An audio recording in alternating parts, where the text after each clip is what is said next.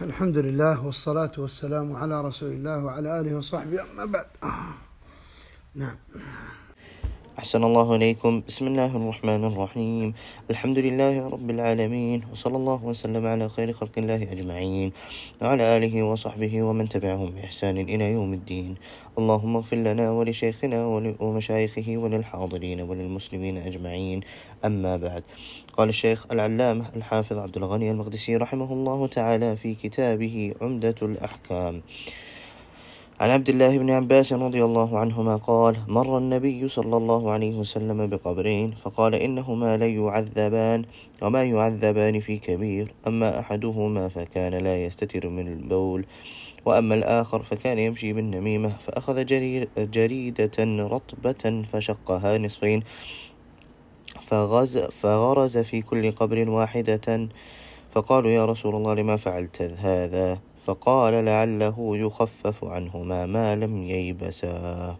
Narrated Ibn Abbas radiallahu anhu that the Prophet sallallahu alayhi عنهما wasallam narrated Ibn Abbas radiallahu anhuma that the Prophet sallallahu alayhi wasallam once passed by two graves and said, these two persons are being tortured not for a major sin. One of them never saved himself from being soiled from his urine, while the other used to go about with calumnies to make enmity between friends. The Prophet ﷺ then took a green leaf of a date palm tree, split it into two pieces, and fixed one on each grave. They said, O Allah's Messenger ﷺ, why have you done this?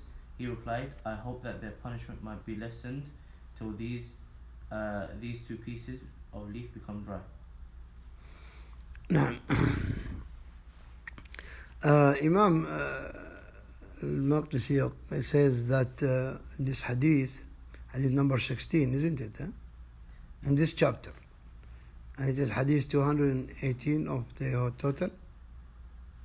Or you have it? 16 total of... Yeah, no, we just said it. Like, he brought this hadith of Ibn Abbas radiallahu anhuma, may Allah be pleased with them both, Abdullah and his father Abbas, that the Prophet ﷺ passed by two graves. That is in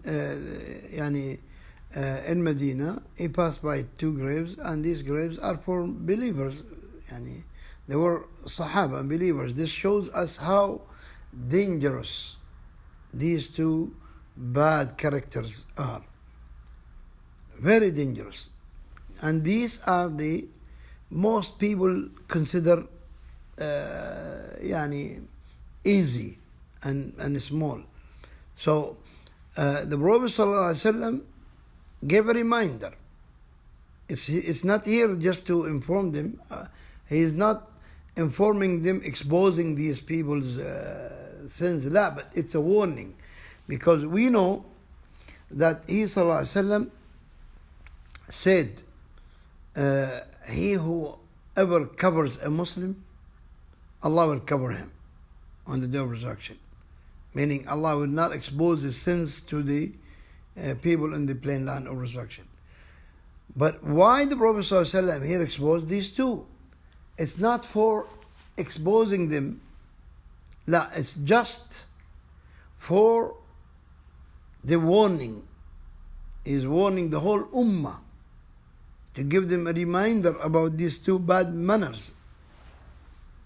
And for he sallallahu alayhi wasallam exposed them, he intercede for them. He intercede for them. Because he exposed them not for the intention to expose them, but for the intention to warn the ummah, for the advantage of the whole ummah. So he said that about these two, and as a kind of warning. And then he sallallahu alayhi wasallam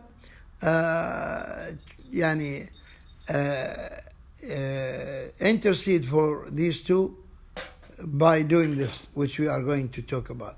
Now, what are these two things that he ﷺ said that they are? He said in this hadith, in this narration, he said, إنهما لا يعذبان وما يعذبان في كبير. These two persons are being tortured not for a major sin. In other hadith, he said, بلى إنه لكبير. He said, no, it is major sin. So how we understand it? It is not major in avoiding it. It's easy to avoid these two sins. But it is major in doing them and in the punishment of it. So it is not to be understood that it is not major. It is major. It is major. Major as what? As a sin. And not major, not big in avoiding it. It's easy to avoid. So what these are?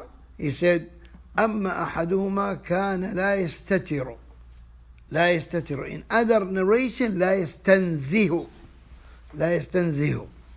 There is difference in the meaning, but both are wanted and needed and intended to be said so in both hadith.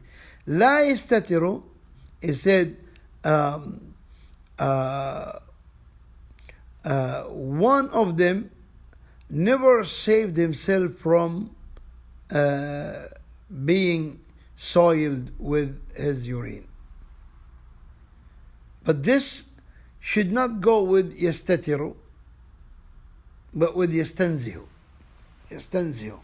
Meaning to take very high caution that the urine does not reflect back to his body or his clothes, and then pray with them, with that urine.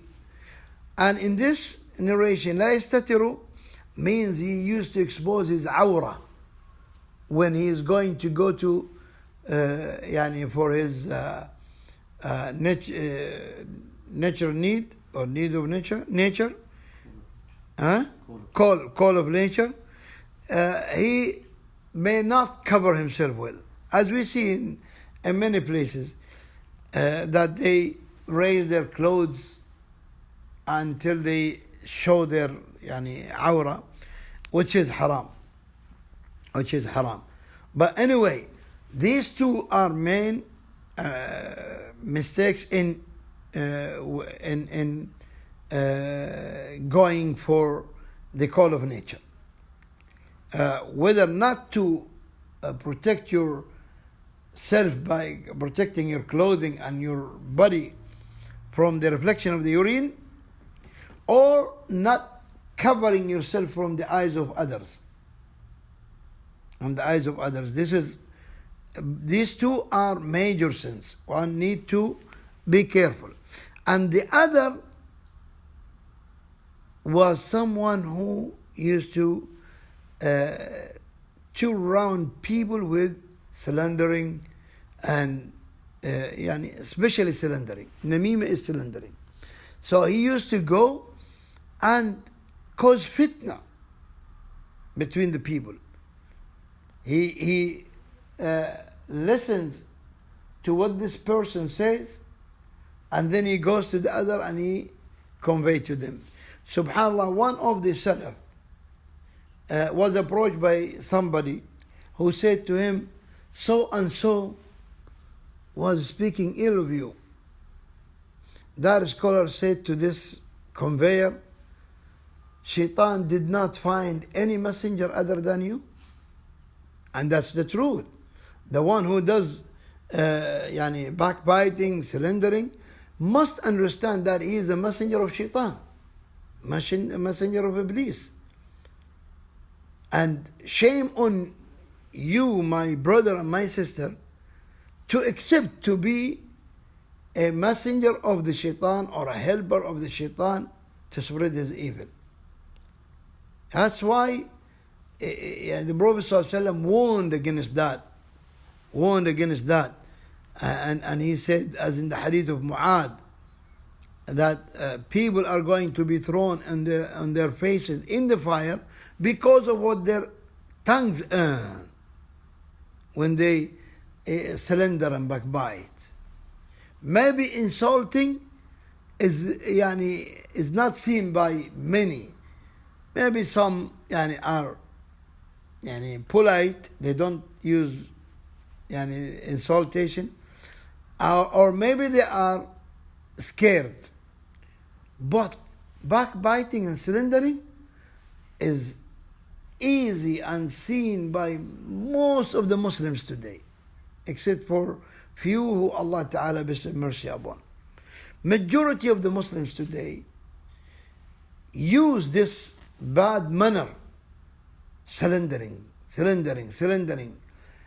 Some say, but I spoke the truth. A man came to the Prophet ﷺ and he said, Ya Rasulullah, see if I only say what is done or said by him, by my brother.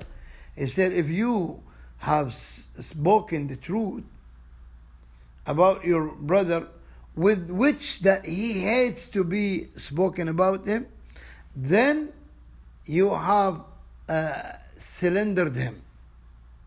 But if it is not true, then you have oppressed him. So we have to be careful. Look at that.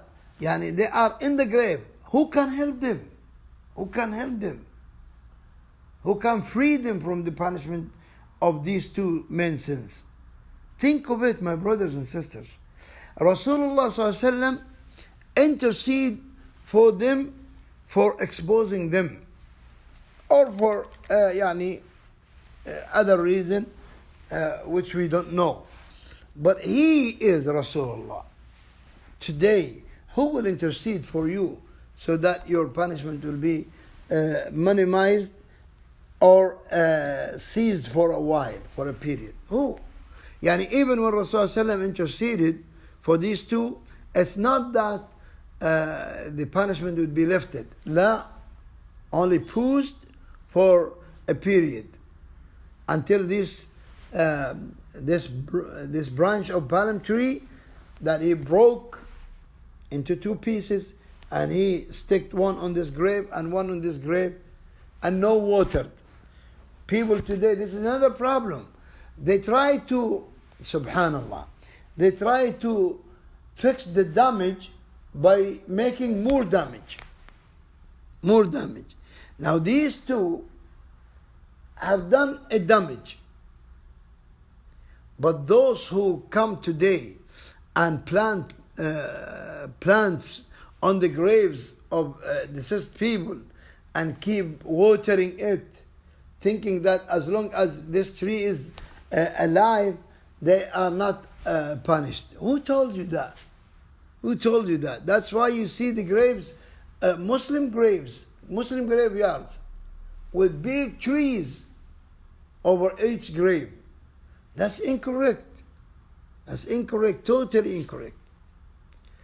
This something happened. The Prophet ﷺ said, my intercession will work as long as these two branches are still fresh. How long it takes? Only a few days. And in the sun of Medina, maybe a day. And then it gets very dry. None of the Sahaba kept watering it. None of the Sahaba watered it even once. None.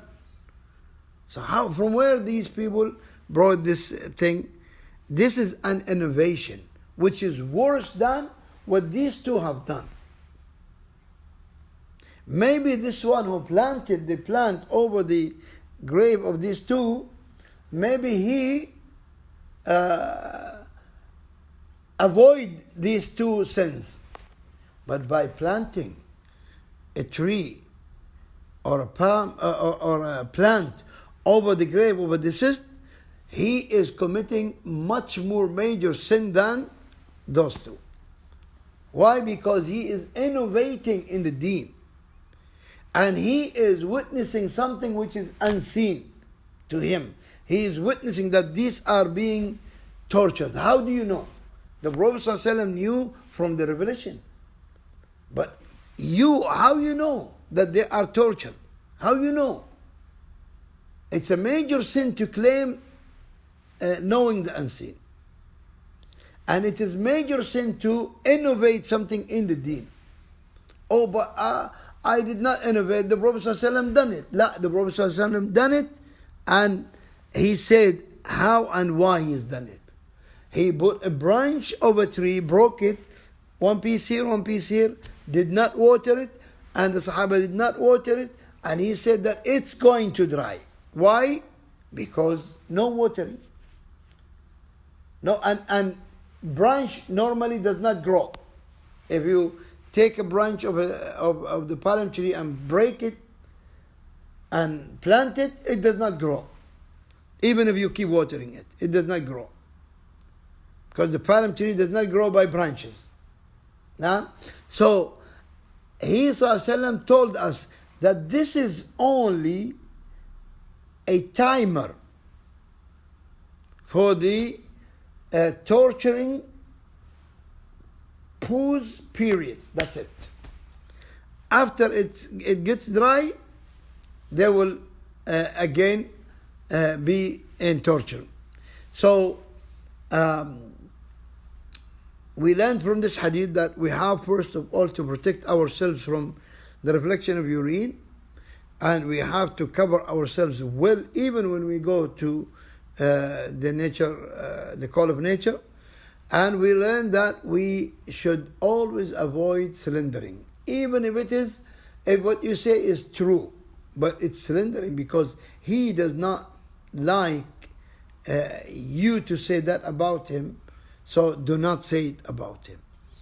And the fourth benefit we got is that no one is allowed to put any plant over the grave of a deceased Muslim, thinking that it will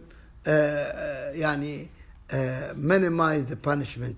First of all, the Prophet ﷺ did not say minimize by meaning reduced. Could be no understood as reduced, but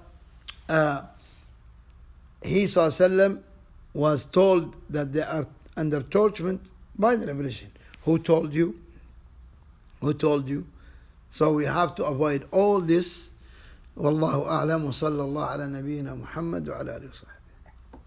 جزاكم الله خيرا. سائل. سؤال. What is better between fasting Monday and Thursday or fasting 3 days? Which one has more rewards?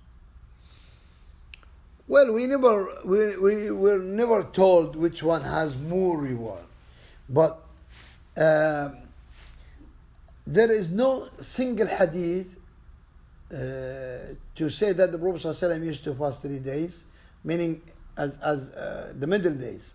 But there is hadith of Salama that he ﷺ used to fast 1 month, Saturday, Sunday, Monday, and the other month, Tuesday, Wednesday, Thursday.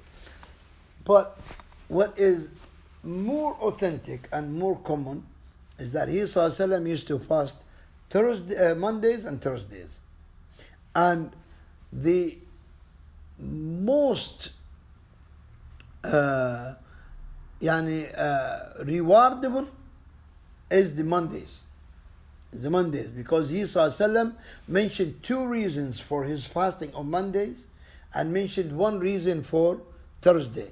Thursday is, as he said in the hadith, when he was asked about fasting Mondays and Thursdays, he said these are 2 days in which the records of the deeds of human are raised to Allah, and under hadith offered to Allah. And I love that my record of deeds be raised while I'm fasting. And he was asked about Mondays. He said, it's a day in which I was born, and I like to fast it. And this is not a proof for anyone to fast his day of birth. No, but it is only the day of birth of Rasulullah ﷺ. So As a conclusion, I would say Mondays and Thursdays are best to keep performing if it is either this or that. But if you can fast all of them, Mondays, Thursdays, and the 3 white days, which are the 13th, 14th, 15th of lunar month, and to be by moon sighting, which is a bit difficult. But even if you fast any 3 days in the month, you still have done that ibadah. And also, if you don't do the 3 days and you do the Mondays and Thursdays, you have done what is needed from those 3 days, because the Prophet ﷺ, when he mentioned them, he said 3 days in each month. That means the whole year of fasting. Why? Because each day equals in reward 10 days. So 3 days, that is 30 days. Through the 12 months, that is 360 days, which is the days of the year. If you fast Mondays and Thursdays, you have done 12 days. How many? No, not 12. 16. So, is it? No, 8 days. 8 days in the month, which is very good. But if you can't do all of them, that's great. Nah, wallahu a'lam. Second question, Shaykh. Is it permissible to sprinkle water on grapes? La, it is not permissible. That is bid'ah. That is bid'ah. Sprinkle water for what? Cooling them? For what? Watering them, they will drink. That's not correct. La. The Prophet ﷺ used to go visit the graves in Al-Baqi', and never he sprinkled water. So why you do it? No. Question about public toilets. Ayo. Regarding the awrah, the man should not see the other man's awrah. Yeah. Sahih. Sahih. Can we just reiterate? Maybe you can say it again. نعم, man should not see the awrah of other man, woman should not see the awrah of other woman. Everyone has to cover. As the Prophet ﷺ said in the Hadith, فإن استطعت أن لا يطلع أحد على عورتك غير امرأتك فافعل. If you can protect your awrah from, or as he said, that no one sees your awrah except your wife, then do that. Protect your awrah from everyone except your wife. Besides sadaqah, what else can we do for our dead people? Dua, the best, better even than sadaqah.